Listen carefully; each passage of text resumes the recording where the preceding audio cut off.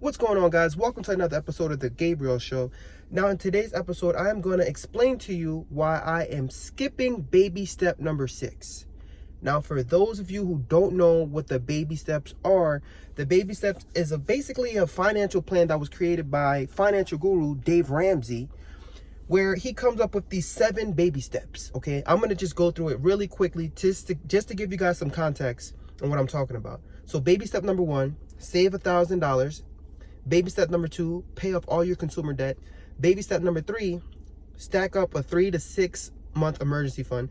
Baby step number 4, invest 15% of your take-home pay. Baby step number 5, save for your children's college. It could be a 529 or any other account. Baby step number 6, pay off your house early. And baby step number 7, invest, build wealth, and give. Okay, so that's Dave Ramsey's plan. Now, I want you to pay attention to what I just said. That's Dave Ramsey's plan. You see, in personal finance, money is personal. Your financial journey, it's your personal journey. When you exit off this video, I can tell you whatever to do, Dave Ramsey's plan. I could show you thousands of other different plans. But at the end of the day, it is up to you to make your decision and do what's going to be best for your family. You see, everybody on this earth is minding their business. Everybody's an entrepreneur. Everybody is a CEO. What do I mean? Well, you are the CEO of your life. Your life is your business. The way you mind it, the things you do in your life right now is going to affect you in the next 5 years. What you do today is going to affect you in the next 5 years, 10 years, 20 years. The decisions you make today. You are the CEO of your life. The decisions you make affect your family. Think of your family as employees. You see how in some businesses, when they make certain decisions and they're not profitable, they have to let go of employees? Well, when you make a decision that's not right for your family, you're not letting go of them because they're still your family, but you guys will be broke. Your kids won't be able to go to college. You won't be able to live up to the dreams that you promised your wife. And as a man, or if you're a female, it doesn't even matter. You are the CEO of your life. You need to make your own personal decision. So I just wanted to get that out the way because, yes, I love Dave Ramsey and I love his baby steps, but I am skipping baby step number 6. Baby step number 6 is paying off your house early. Now, you know what? Baby steps 1 through 3, I really love it. I think it's dope. But once you start to understand money, once you start to do your own research and your own education on money, you begin to have a different understanding. So I'm 28 years old. I started the baby steps when I was like 24. It took me 3 years to pay off a significant amount of debt. I had so much debt. I basically say every video, it was basically $250,000 worth of debt. It took my wife and I 3 years. I can't even say it. But now when I was finished paying off my debt, I said, okay, baby step number 4 is invest 15%. Baby step number 5, invest for my kids' college. Baby step number 6, pay off the house. And I sat there and I thought about it. I said, hold up. I'm in my 20s. The best time to invest is while you're in your 20s. Why? Because you have compound interest on your side. $1 invested today while you're 20 is going to be worth way more than $1 invested when you're 50. And I see that happen a lot. A lot of people wait till they're 50 or 40 years old later on in life to start taking their retirement serious. But if you start to invest your money while you're in your 20s, your money can compound and it will go 10 times over. You need to make your money work for you. So I have about $130,000 left on my mortgage. Now hear me out.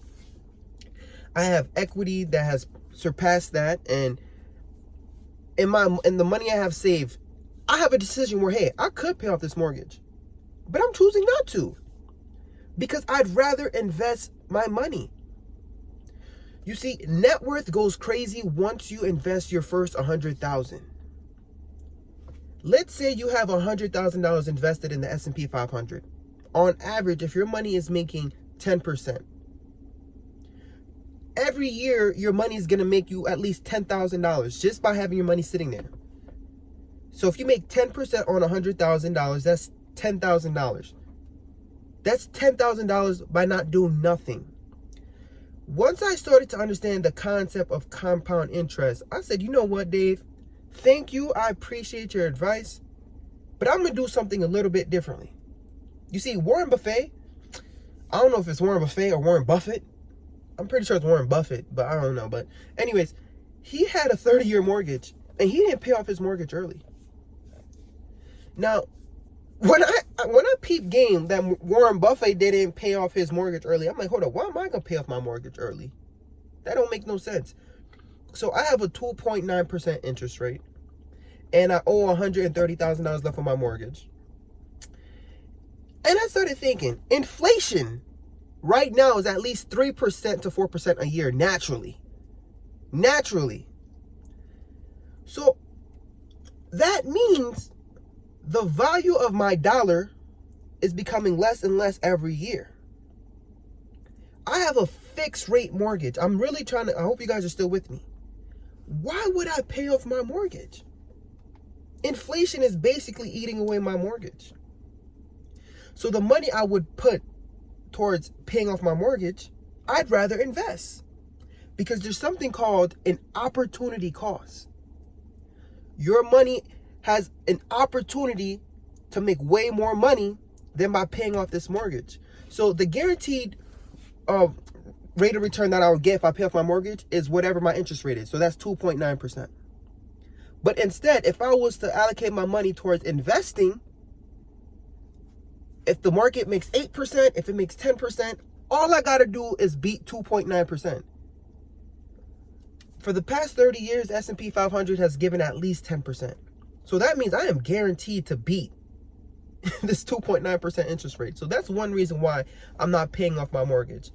Another reason why I'm not paying off my mortgage is because when you invest your money and you're putting it into your principal of your house, your money is basically sitting there not doing anything.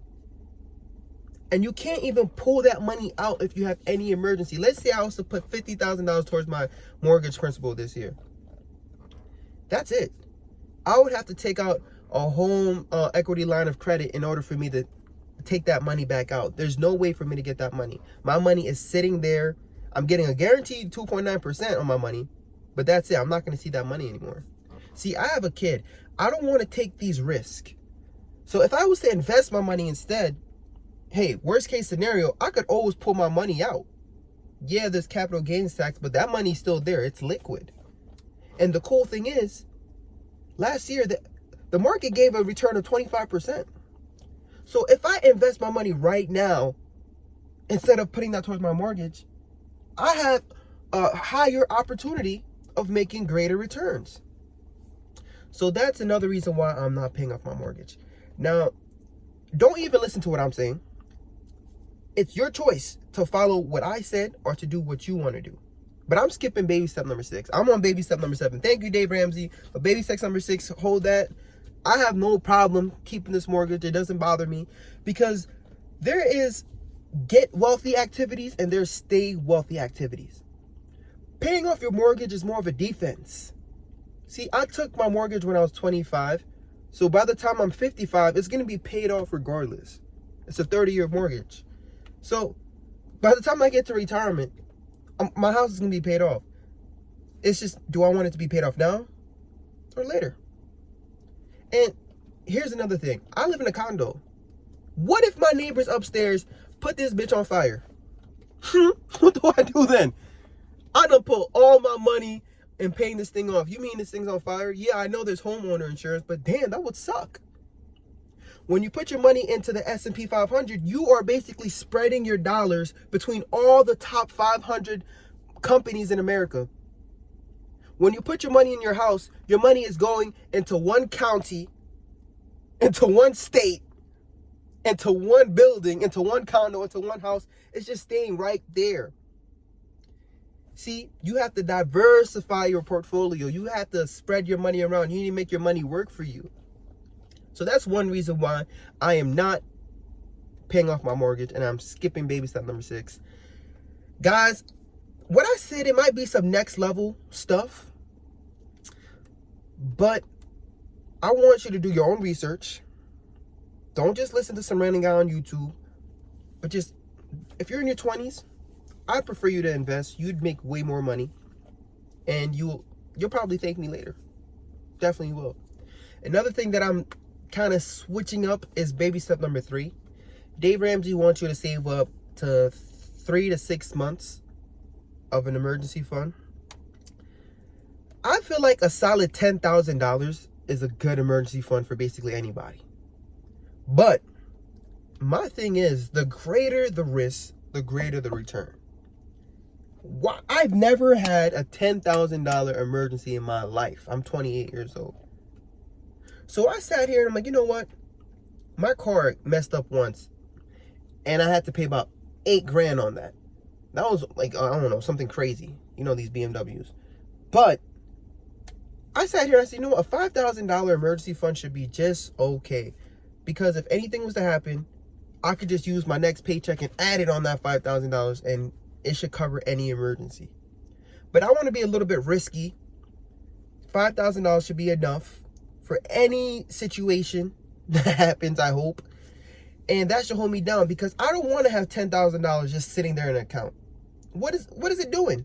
Yeah, I could put it in a high yield savings, what can give me like 5%. But I'd rather make my money work for me. I'd rather say, okay, here's $5,000 I'm going to keep here. It's liquid. I could assess it anytime I have any emergencies. But if I have a real problem, you know, I could either add more to it or I could just, I'll cash out my freaking investments, whatever I have to do. But I'd rather throw all my money into investing. It's risky. But the greater the risk, the greater the reward. You need to take risks. You need to start thinking like an investor. Yes, Dave Ramsey's awesome. A lot of financial gurus are awesome, but you need to come up with what's going to be best for you and your family and your life. You need to be the CEO of your life. Everybody's minding their business. You need to mind your own damn business. Do what you think is best. Take a little bit from everybody you see and then manipulate it to be your own and make that your plan. If it makes sense, it will make dollars. Tell your plan to a financial advisor. Listen to what he says, but don't just do it. Thank you for your consult, but I'm going to do my own research. Do your own research and create your own freedom, create your own happiness. Some people's going to say you need $1 million to be happy. I don't think you need $1 million to be happy. Because if you have no debt and you're investing and you're able to do whatever you want, when you want, and you're able to give, that's happiness to me. Sometimes you have to push the finish line a little bit closer. Why run a mile when you can put that shit right here? Put that finish line right here. Boom. I'm debt free, baby. Baby step number 7. Anyways, if you like this video, please like, share, and subscribe. It's just my thought. Hey, listen, this is a candid video. I'm not doing no editing or fixing. I don't got no time for that today. I'm about to get my workout in, get my work in. But let me know what you think. Please write down some comments. I want to hear your thoughts. All right? Anyways, peace out.